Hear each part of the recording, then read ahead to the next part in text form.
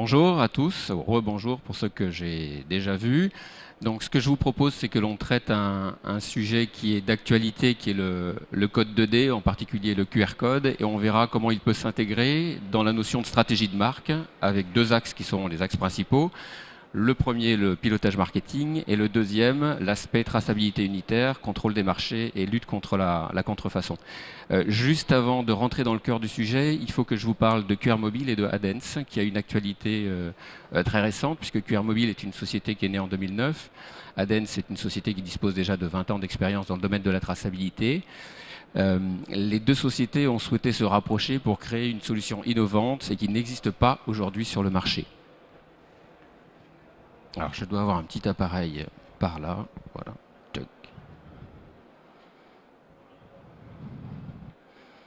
Comment je ressors de là? Je ne sais plus. Merci. Voilà qui est fait.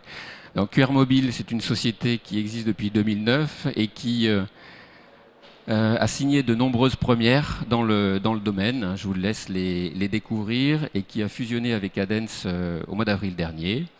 Adens est le leader de la traçabilité unitaire. C'est une société qui traite, pour vous donner une idée, déjà 4 milliards de codes sur des chaînes de conditionnement, que ce soit dans le domaine de la pharmacie, de la cosmétique ou du luxe. L'intérêt de fusionner nos deux activités, c'est de mettre à disposition des marques le sujet marketing mobile au profit du contrôle des marchés. C'est-à-dire qu'on va utiliser les millions ou milliards de scans des consommateurs dans le monde pour remonter des données stratégiques pour les marques. Alors, je vous propose de développer 4 axes. Le code 2D, de vulgariser le code 2D et puis de se recaler sur quel est le code dont on parle, puisqu'il y a une multitude de codes. De se focaliser également sur le mobile, puisque le smartphone est l'élément clé qui nous intéressera aujourd'hui. Se reposer la question des enjeux et puis de comment mener une campagne marketing mobile efficace. Et le dernier point, comment exploiter les données des consommateurs pour la stratégie de marque et puis les marchés parallèles et la contrefaçon. Alors, les codes 2D, vous en avez une multitude, hein, vous les découvrez, il en est tous les jours, il y en a même un nouveau, j'ai vu sur le salon tout à l'heure. Il faut savoir qu'il y en a 5 qui sont des codes principaux que vous allez retrouver dans différents types d'activités, la logistique, la gestion électronique des documents, le marketing, la traçabilité. Vous reconnaissez celui de la SNCF complètement à droite aussi, qui est utilisé par la Dungepan également.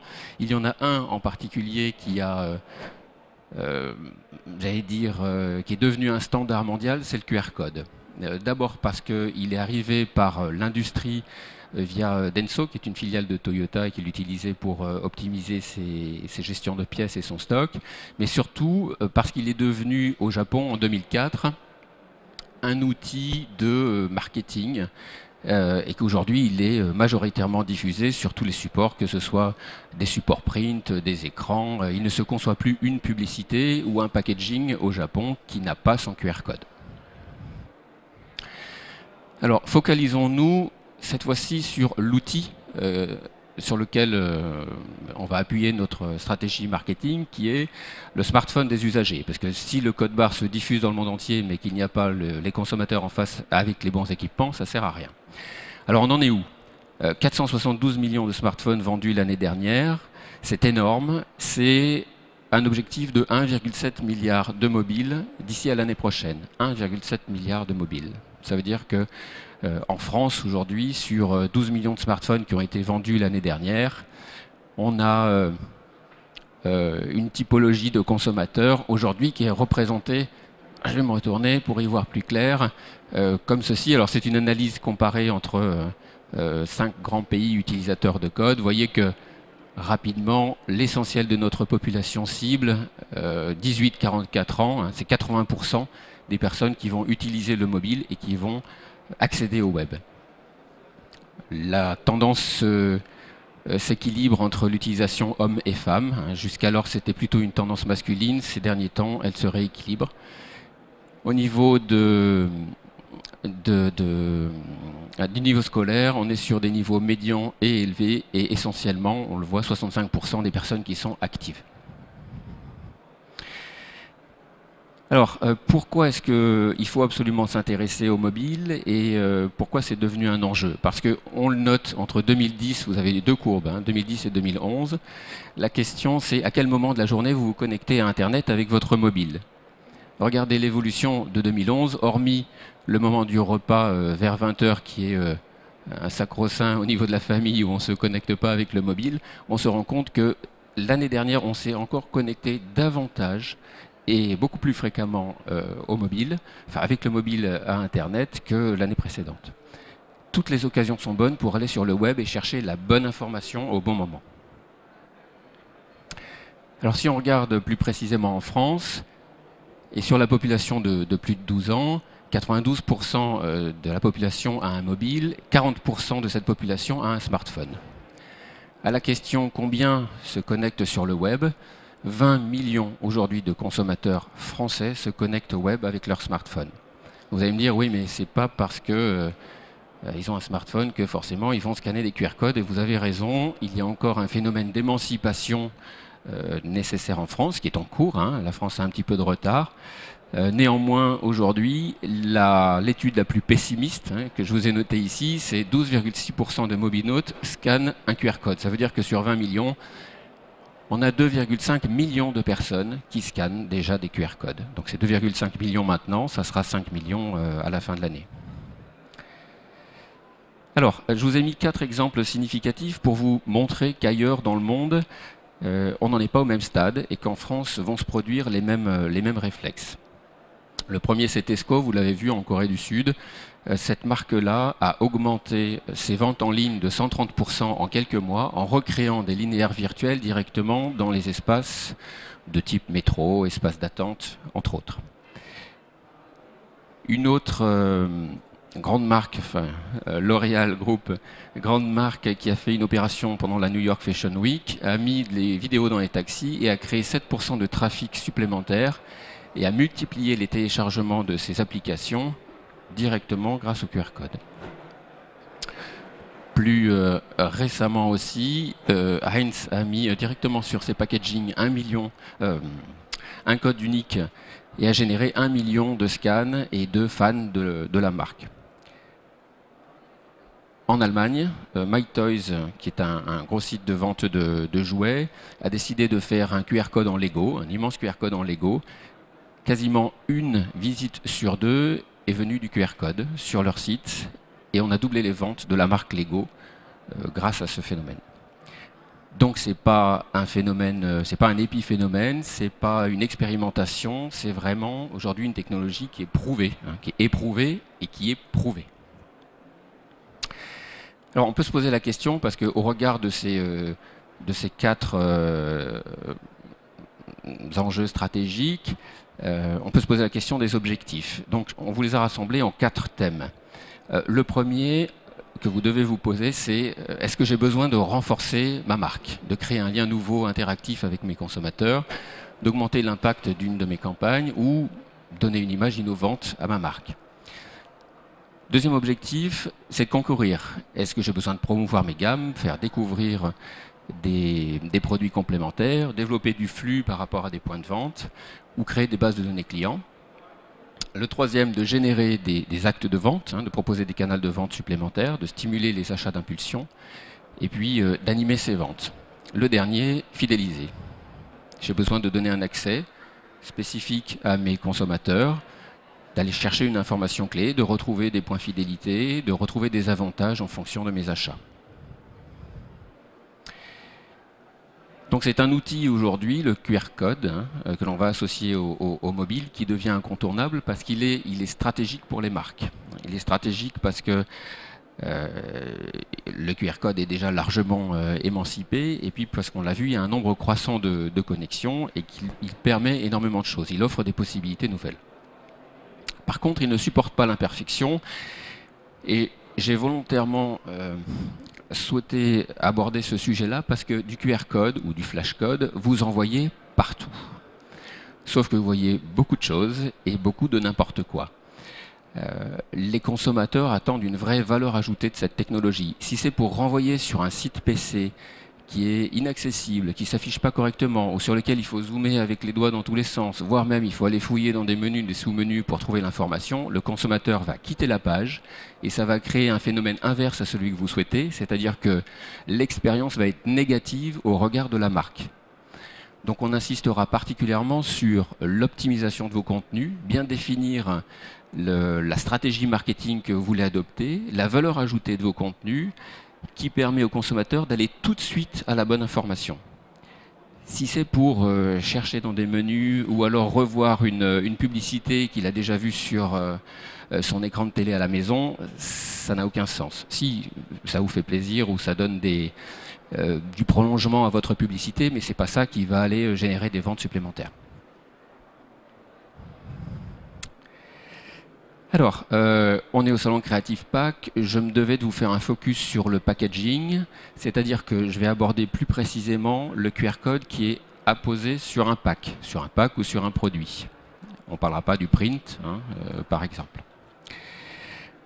Alors pourquoi c'est important? Parce que apposer un QR code sur un pack répond à des nouvelles attentes consommateurs. Jusqu'à maintenant, vous aviez, pour vous différencier et pour développer les ventes, vous attachez la fidélité de vos consommateurs, un packaging à décorer avec une surface, avec des codes couleurs, avec une scénographie particulière.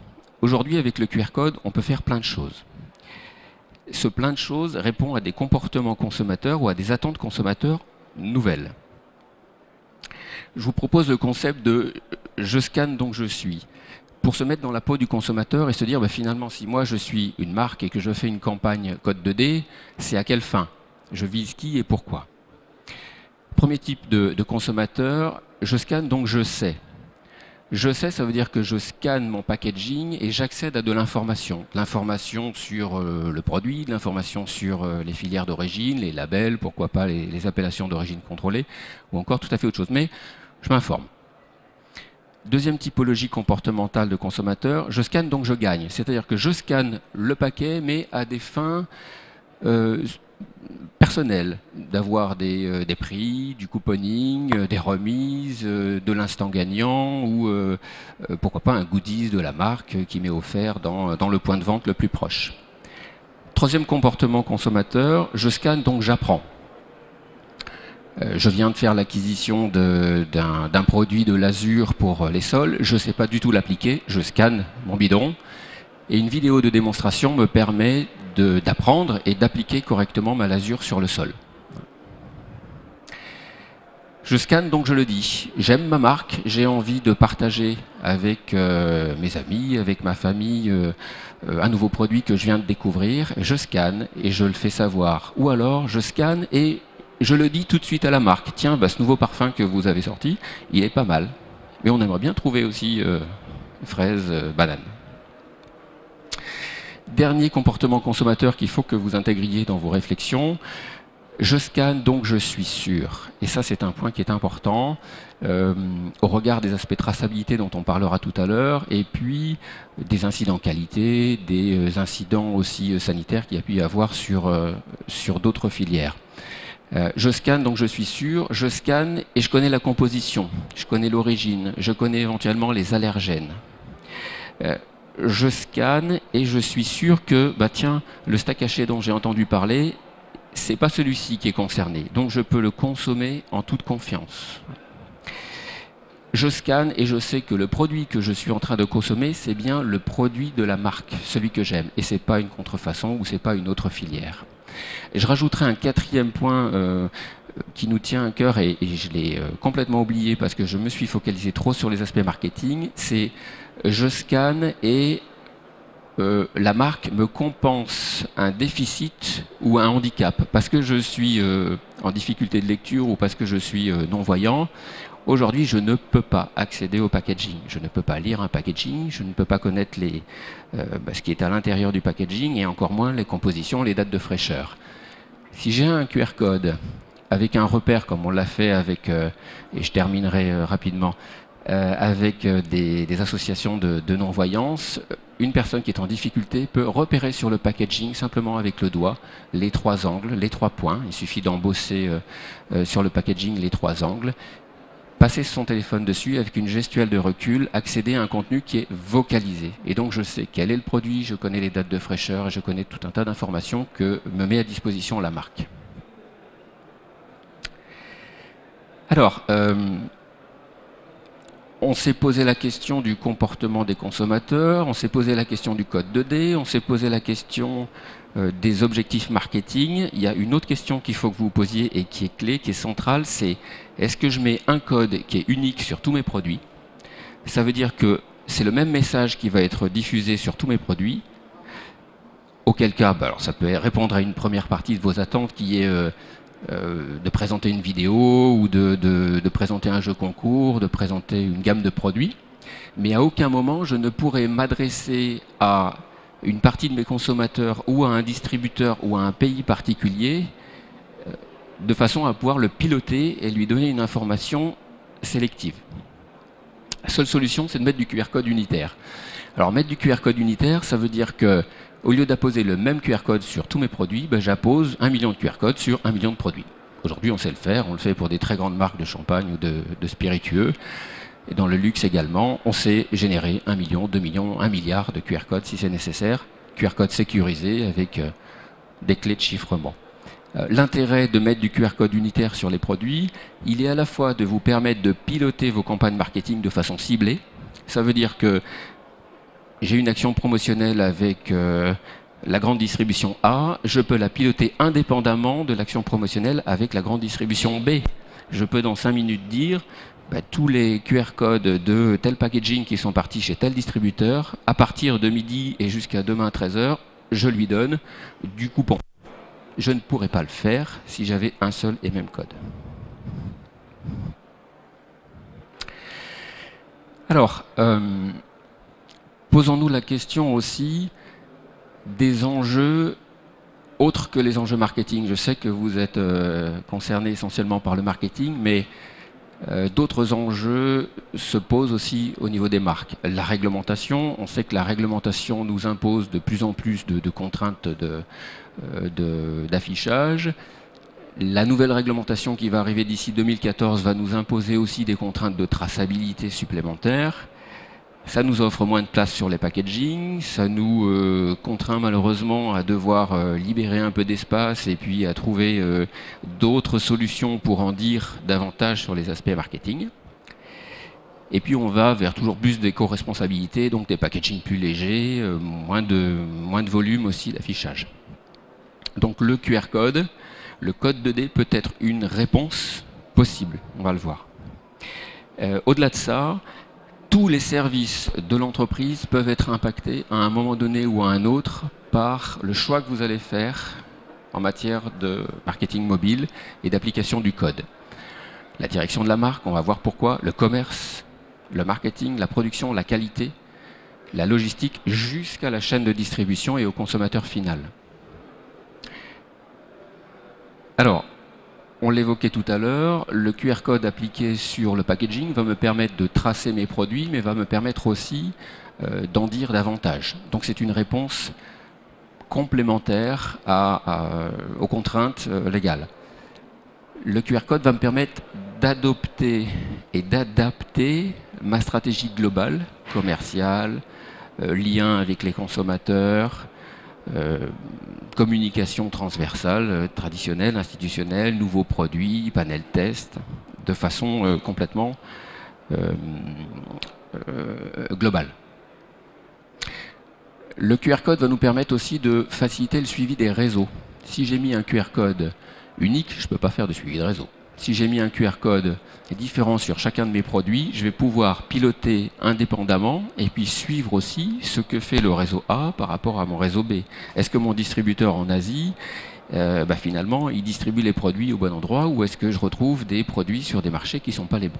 Je peux le faire grâce à du QR code unitaire. En matière de marketing, on l'a vu tout à l'heure, ça nous permet de cibler et de travailler nos opérations de façon indépendante. Au niveau de la production, se produit un phénomène nouveau qui rejoint les directives internationales. Je suis de plus en plus confronté au besoin d'interfacer mes données de type ERP, SAP, etc., avec mon produit. parce que le consommateur veut connaître l'origine, veut connaître la fraîcheur, veut connaître pourquoi pas la composition, les allergènes, etc. En même temps, si on ne fait pas ça, si on n'interface pas les données de notre code avec la production, à aucun moment on pourra dire tiens, finalement, le produit qui devait se retrouver à Shanghai, il se retrouve à Sydney. En termes de qualité, c'est pareil. Si je mets des QR codes unitaires sur mes produits, l'avantage, c'est qu'au lieu d'aller détruire un lot complet de produits sur lequel il y a eu un incident, je sais isoler ces produits-là et dans 10 minutes, pouvoir afficher quelque chose de différent sur le téléphone de mon consommateur, qui sera rassuré ou à qui on va inviter de ramener son produit dans un point de distribution locale. Dernier point, c'est d'assurer la traçabilité entre la logistique et vos distributeurs, et de suivre également ce chaînage.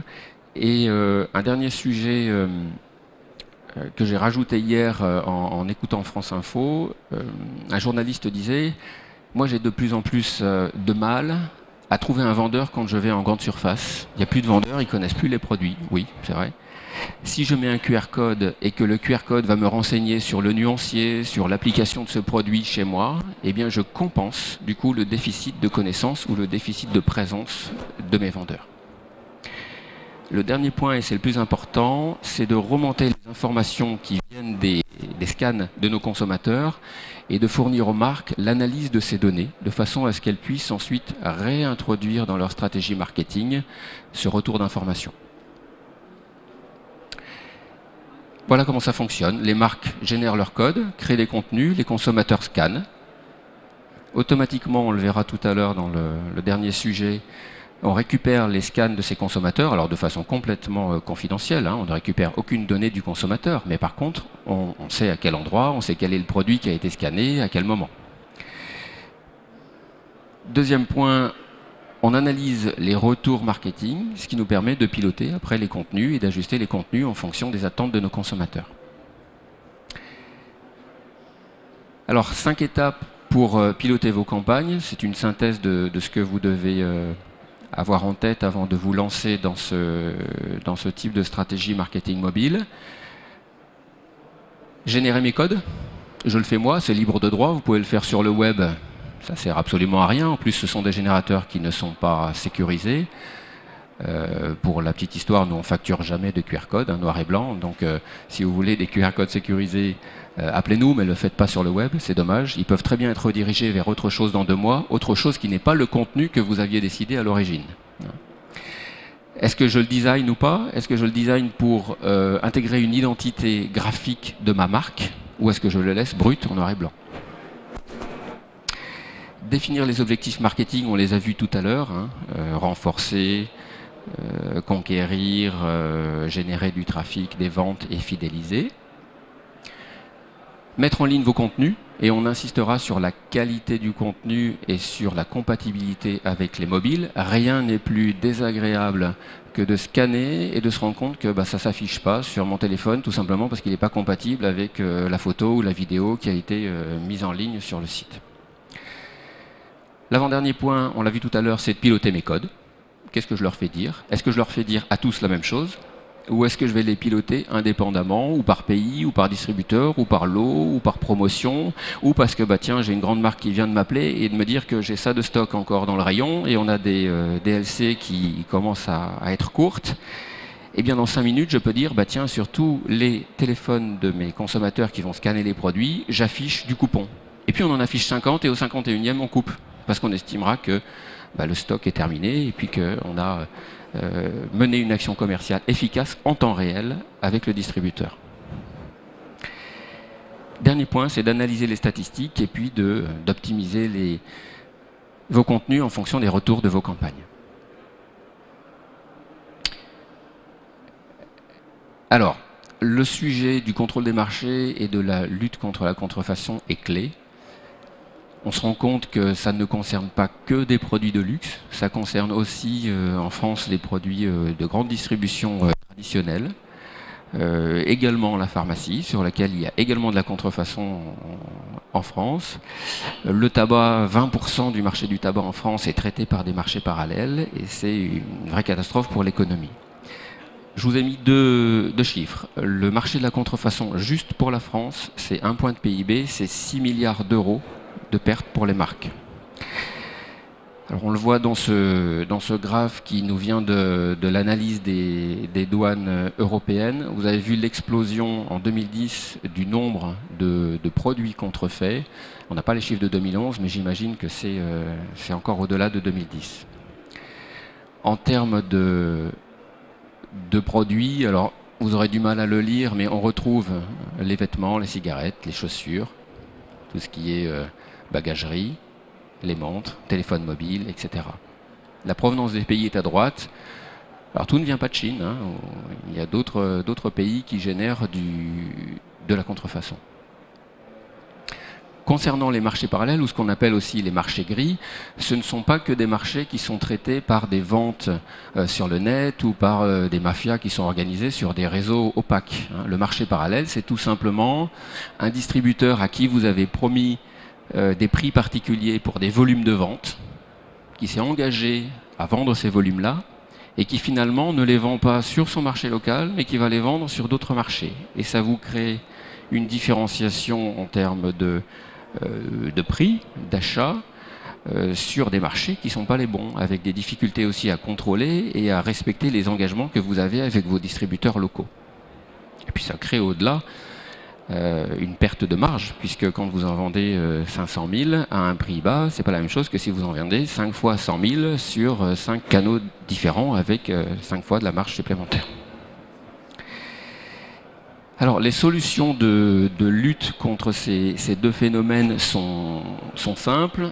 Il faut adopter la stratégie que l'on a vue tout à l'heure, c'est mettre du code unitaire sur les produits. À partir du moment où vous allez mettre du code unitaire sur les produits et que ce code unitaire est sécurisé, qu'il est défini par nous et connu uniquement de nous, il répondra à la fois aux attentes marketing et à la fois aux problématiques de contrôle des marchés et de lutte contre la contrefaçon. On n'empêchera jamais la contrefaçon, mais on va pouvoir l'identifier plus facilement. La solution consiste donc à générer des numéros de série ou des codes, data matrix, QR code, etc., peu importe. Avec certaines grandes marques de champagne, on décide de mettre du data matrix parce qu'elle exporte plutôt dans tel ou tel pays où le data matrix est plus présent que le QR code. Ailleurs, au Japon, on mettra du QR code par exemple. C'est complètement neutre. L'enjeu derrière, c'est de pouvoir piloter ces codes et de pouvoir les interfacer avec nos systèmes d'information et puis de dire, bah tiens, ce code-là, c'est tel type de distributeur qui a dû le recevoir. Normalement, le pays théorique de destination, c'est celui-ci. Comment ça se fait qu'on vient de scanner 500 bouteilles qui normalement devaient être à Sydney et puis qu'on retrouve à New York? Si elles ont juste pris le vol aérien, c'est pas un problème. Mais si c'est une zone localisée, qu'on se rend compte que 500 fois le même type de produit chez le même distributeur ne se trouve pas au bon endroit, on a identifié immédiatement un marché parallèle. Alors pour ce faire, on utilise le 1,7 milliard de smartphones que l'on a vu tout à l'heure d'ici l'année prochaine. C'est-à-dire qu'à chaque fois qu'un consommateur va scanner vos codes, automatiquement, on va identifier le type de produit, on va localiser non pas sa position, on n'utilisera pas sa puce de géolocalisation, sauf si elle est activée et qu'il le souhaite, mais au moins son pays de connexion, la zone de connexion, et on va pouvoir croiser ça avec les données théoriques de distribution. Alors ça impacte la direction industrielle, puisque c'est une contrainte, entre guillemets, supplémentaire, de se dire il faut que je mette du code sur mes produits. L'intérêt, c'est que l'on développe en amont des partenariats avec vos imprimeurs et que ça ne change absolument rien pour vous. Sur vos chaînes de conditionnement et de fabrication, il n'y a pas de perte de productivité, il n'y a pas de coûts lourds supplémentaires. Que vous imprimiez un packaging vide ou un packaging avec un code unitaire, pour l'imprimeur, c'est exactement la même chose. Par contre, après, il faut mettre au moins des éléments de lecture pour pouvoir identifier le packaging qui se présente, et puis l'associer aux informations qui sont dans le système d'information. Je vous en prie. Non. Alors oui et non. La question c'est quand on fait du QR code unitaire, est-ce qu'on est obligé de sticker chacun des packs? Oui, si on ne l'a pas prévu en amont et qu'on est obligé de rajouter une machine qui vient appliquer des stickers, mais ça va coûter une fortune et ça va vous faire perdre en productivité. Non, si on l'a prévu en amont, puisqu'on travaille, nous, avec 80% des grands imprimeurs auxquels vous faites appel, en France en tout cas. Ils ont déjà l'habitude d'intégrer nos fichiers. Ce qui fait que de façon dynamique, ça n'impacte pas la productivité et ils vont vous livrer des packaging qui sont déjà porteurs du QR. Après, c'est vous qui allez décider de brancher ce packaging-là, ce code-là, avec un pays, avec un lot, avec une destination ou avec autre chose. Donc, et pour reprendre ce que vous disiez, on le voit sur certains produits, vous avez un sticker qui est apposé actuellement, parce que, bon, on fait des tests, hein, certaines marques se lancent dans j'appose un sticker sur mon produit et puis je regarde ce que ça donne. C'est bien parce que c'est visuel, ça incite aussi le consommateur. Maintenant, ça n'empêche pas qu'il faut quand même lui proposer un texte ou lui proposer une alternative, à ce moment-là, lui proposer une valeur ajoutée. C'est scanner pour gagner tel goodies, ou scanner pour accéder à la recette de la dernière création de saumon, etc. Alors, si je puis me permettre encore une question, je suis novice dans le domaine de l'impression. Comment peut-on imprimer sur un volume de 1000 feuilles un QR code différent sur chaque feuille? Si on est sur de l'offset, par exemple, je ne sais pas. Hein. Alors, comment on fait pour imprimer chaque fois les imprimeurs travaillent avec des machines qui sont en capacité d'intégrer nos fichiers. C'est-à-dire qu'en amont, lors de la réalisation offset, vous avez raison, lorsque les plaques sortent, on ne va pas faire une plaque à chaque fois qu'on fait un QR. Par contre, il y a une partie des machines numériques qui vont générer automatiquement l'impression du QR. C'est-à-dire que si on leur livre 2 millions de QR codes, elles vont sortir à la vitesse et à la cadence du numérique les 2 millions de packaging. Donc ce n'est pas un problème pour les imprimeurs. Au contraire, même, les machines d'impression sont déjà faites et prêtes pour imprimer du QR, pour imprimer du data matrix ou autre chose. Posez la question à votre imprimeur, vous allez voir que lui, il attend que votre go, hein. Il sait faire. Je vous en prie. Le deuxième point sur lequel il faut s'interroger, c'est, ok, sur mes lignes de fabrication, j'ai déjà un ensemble d'équipements, est-ce qu'on ne peut pas utiliser les équipements qui sont en place? Et puis comment on pilote ces équipements? J'ai un SAP, est-ce que je peux le faire communiquer directement avec mes codes? Oui, c'est possible. Pour vous donner un ordre de grandeur, hors équipement, parce que ça dépend complètement des chaînes de conditionnement que vous avez en place, hors équipement, quand je vais générer 2 millions de codes et les appliquer sur mes packaging, pouvoir les suivre, les isoler, les tracer, ça me revient à moins de 1 centime. Dans certains cas même, on est à 0,34 au plus bas centimes, 0,0034 €. Donc c'est complètement indolore en termes de coûts supplémentaires pour le pack. Contrairement à si j'applique un sticker, par exemple, qui va me coûter du temps de production, et me faire baisser mon taux de rendement synthétique, mon taux de rendement volume, et puis en plus, il y a le coût de l'achat du sticker. Alors, 6 points qui sont clés et sur lesquels nous avons une maîtrise et que nous pouvons mettre à votre disposition. Je vous l'ai dit tout à l'heure, le premier point, c'est la chaîne d'impression. On travaille déjà en amont, on a l'habitude. Les plus grands imprimeurs sont aujourd'hui compatibles avec nos outils. On sait leur envoyer des millions de codes. Vos imprimeurs, on sait également les accompagner et les aider pour mettre en place ces technologies-là. Le deuxième champ de maîtrise fort, qui nous vient de la société Adens aussi, c'est ses 20 ans d'expérience sur les chaînes de la cosmétique et de la pharmacie. C'est aujourd'hui Adens qui marque les millions de boîtes de médicaments que vous avez entre les mains, sur lesquelles vous voyez des codes, CIP13, du code data matrix, etc. Donc on sait aujourd'hui imprimer, on sait aujourd'hui suivre, lire à très haute cadence sur les chaînes. Les 2 points de droite, la logistique et la distribution, vous échappent complètement, et à nous aussi. Mais à partir du moment où on a chaîné ces codes-là avec vos codes habituels carton et vos codes palettes, automatiquement, on sait remonter les informations de vos circuits de distribution. Les 2 derniers points sont clés, le lieu de vente et le consommateur final, puisque c'est bien l'intérêt de tout ce qu'on est en train de mettre en place en termes d'outils, c'est une fois que mon produit est arrivé chez mon distributeur, qu'il l'a déballé et qu'il le met en rayon, dès que le consommateur scanne un produit, immédiatement, la marque est informée. Alors on n'inonde pas la marque avec de l'information en temps réel, par contre on fournit du reporting, des analyses et lorsque c'est nécessaire par contre des alertes en temps réel. Admettons qu'on vient détecter 50 fois un scan dans un pays qui n'est pas le bon, on ne va pas dans un mois pour lui sortir un reporting. On va immédiatement générer une alerte à une personne dédiée dans l'entreprise, qui fera après le nécessaire et qui aura les outils pour faire une analyse objective de ces marchés et pouvoir influencer telle ou telle négociation avec tel ou tel distributeur. Bon, voilà, nous sommes référents GS1 depuis longtemps, référents ISO aussi. Toutes les solutions et tous les codes que l'on vous met à disposition sont conformes au référentiel ISO. Il va de soi. Je vous laisse découvrir quelques marques parmi nos clients. Donc vous découvrez des grandes marques du luxe, entre autres, mais aussi de la grande distribution, ou des produits alimentaires.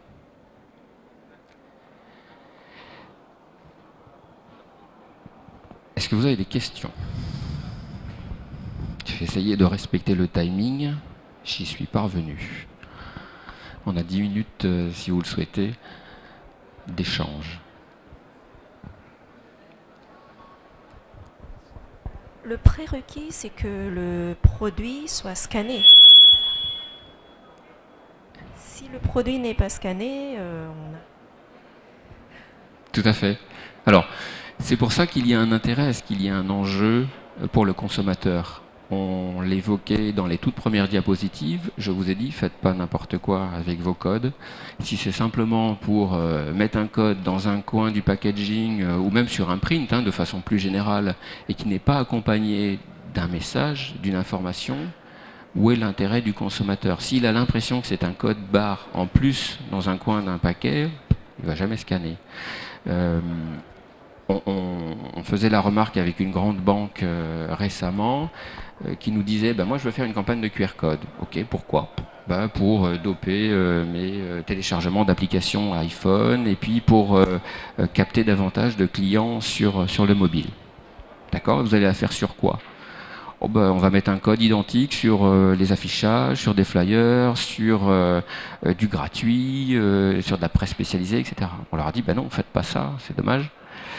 Mettez des QR codes différents sur chacun de vos supports. Donc il y a un QR code sur le print, gratuit, un QR code sur l'affichage rue, un QR code sur les flyers, et puis le quatrième sur des supports électroniques. L'intérêt, c'est quoi? C'est qu'on a pu remonter et piloter indépendamment chacun de ces canaux de communication.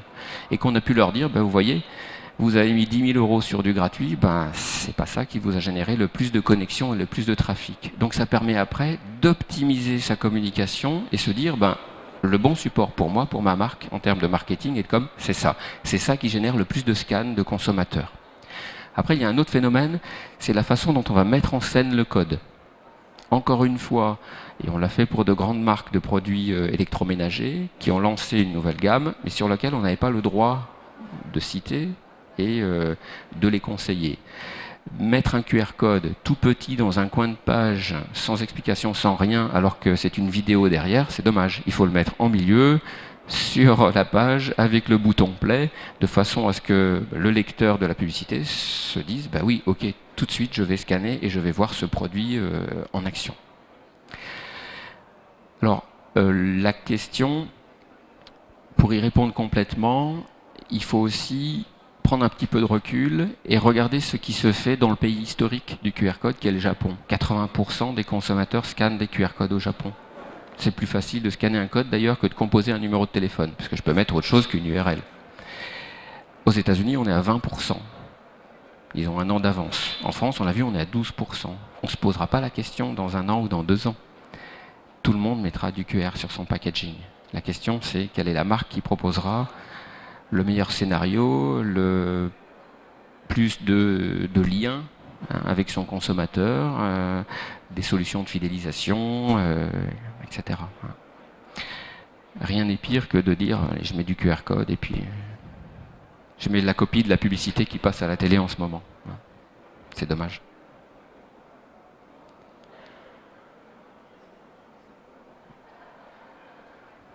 Oui. Un QR code, c'est un code en 2D, c'est ça? Oui. Et la différence par rapport au 3D? Alors, code 3D pour moi c'est du marketing pur parce qu'il n'y a pas de code 3D, le code 3D n'existe pas. Les seuls codes qui existent aujourd'hui c'est des codes que l'on lit non plus avec des barres verticales mais que l'on vient interpréter de façon horizontale et verticale. C'est ça qu'on appelle un code 2D. Code 3D c'est un concept marketing. Par contre, il y a une technologie que vous ne pouvez pas ignorer et qui aura du sens dans quelques années, à partir du moment où les capteurs seront présents sur tous les smartphones, c'est la NFC. La NFC, c'est ce champ magnétique, c'est une boucle magnétique, qui est apposée par exemple dans le métro, quand vous allez présenter votre carte orange, entre autres, qui permet de faire une communication en champ proche avec la carte et d'identifier.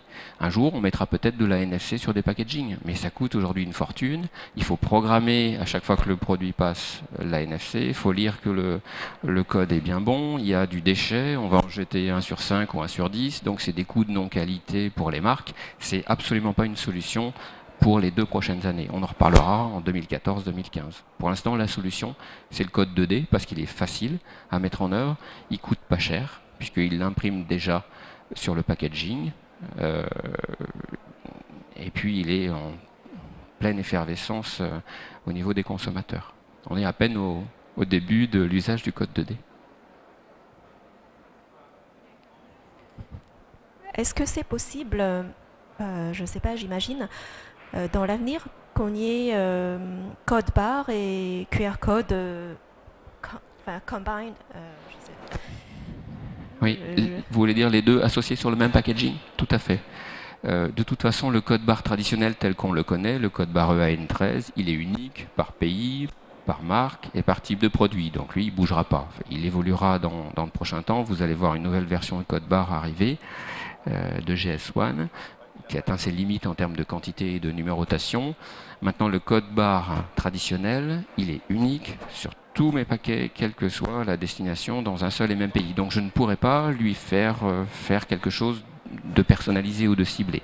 Donc on peut très bien imaginer, et c'est notre souhait aussi, d'utiliser le code 2D à des fins de communication, marketing, lien avec les consommateurs, traçabilité, fraîcheur, etc., recettes de cuisine et autres. Le code 1D, celui avec les barres verticales, le AN13, restant un code purement dédié à la caisse et à la comptabilité de la caisse et l'identification du produit. C'est comme dans les sites internet, il y a le côté professionnel et l'utilisateur. Peut-être que dans un code 2D, plus tard, on le passe à la caisse par exemple, côté professionnel, et en fait c'est mettre toutes les informations sous un même code, que ce soit 1D ou 2D. Je ne sais pas si alors là on a affaire à un autre problème, c'est le lobby et qui vend les codes acquis. Et tout le monde n'est pas prêt à passer sur un seul code unique et ne vendre plus que ça. Mais on pourrait très bien imaginer, on a interrogé Denso sur ces sujets-là, parce qu'on a plein de clients qui nous disent « ouais mais c'est compliqué parce que quand on fait un vêtement, on change de couleur, on change de référence, on change de pays, il faut changer de code EAN13, c'est lourd. Est-ce qu'on ne peut pas tout mettre dans un seul et même QR code ?» Oui, on pourrait. On peut mettre 7000 caractères dans un QR code. Donc on pourrait très bien imaginer que tout soit prêt pour les différents pays, les différents distributeurs. D'ailleurs, les caisses de vos supermarchés aujourd'hui savent lire du QR code. Elles sont juste bridées pour ne pas le lire. Mais on pourrait paramétrer la caisse de n'importe quel supermarché pour qu'il puisse lire du QR code. C'est une volonté après de GS1 et des distributeurs.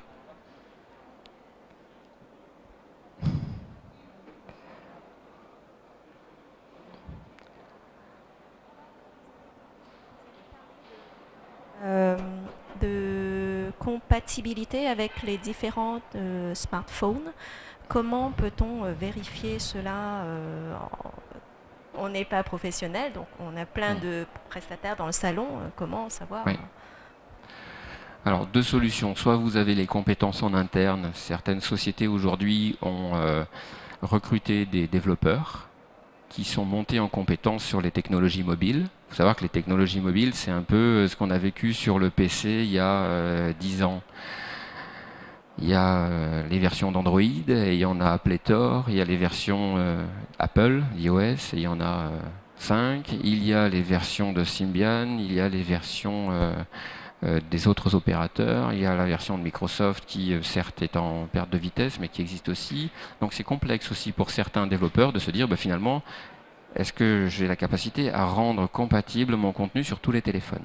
Et puis, si j'exporte en Chine, on sait que c'est majoritairement de l'Android. Si je suis aux États-Unis, au Canada, en Australie, ça va être de l'iPhone. Si je suis en Amérique du Sud, c'est du Symbian. Donc, selon mes pays, en plus, j'ai cette problématique-là. Donc, soit vous avez les compétences en interne, soit vous vous appuyez sur des agences web qui sont montées en compétences sur les technologies mobiles, soit vous appuyez sur des technologies comme les nôtres, où on fournit à nos clients des plateformes qui sont compatibles avec ces outils-là, qui sont des CMS, où on va simplement créer son contenu, poser sa vidéo, développer ses pages, et puis publier ensuite le contenu en ligne. Donc vous fournissez le support, c'est ça, et on met le contenu?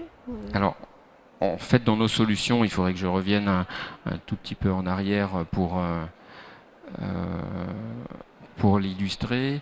On est capable, même en amont de cette chaîne-là, je vais remonter sur la partie campagne.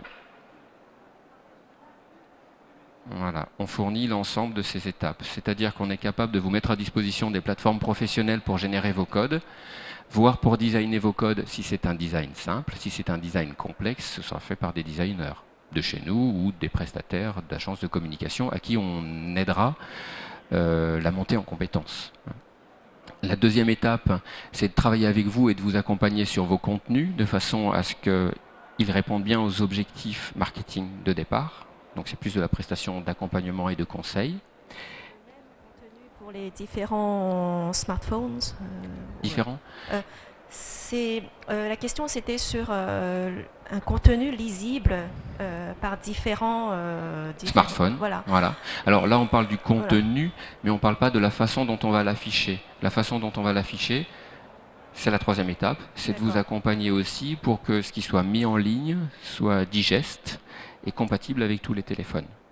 Si j'ai un BlackBerry qui fonctionne dans un mode portrait un peu plus ancien, il faut que ça s'affiche correctement. Si j'ai un iPhone dernière génération, il faut que j'exploite correctement toute la taille de l'écran de l'iPhone, la qualité haute définition, etc.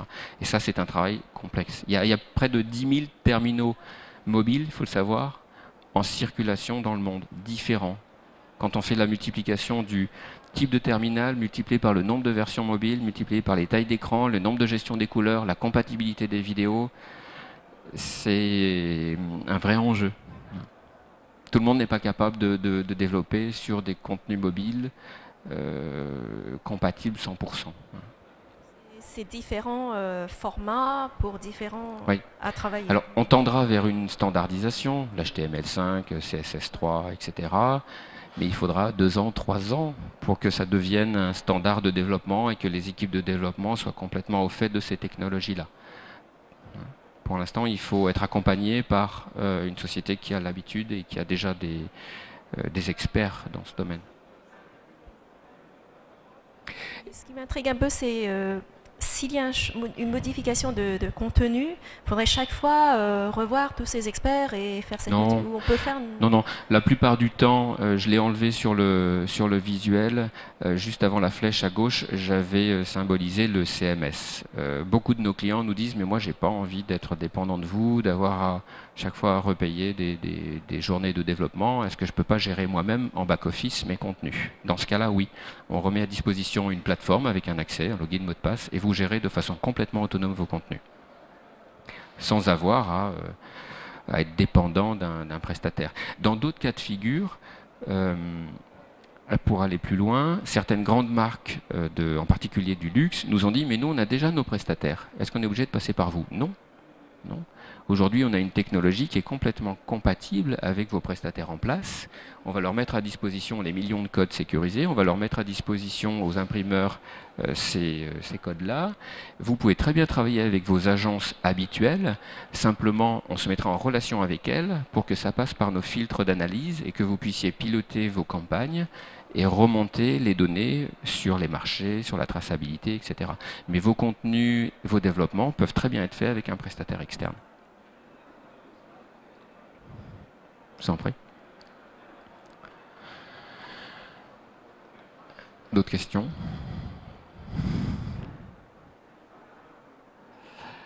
Merci pour votre écoute active.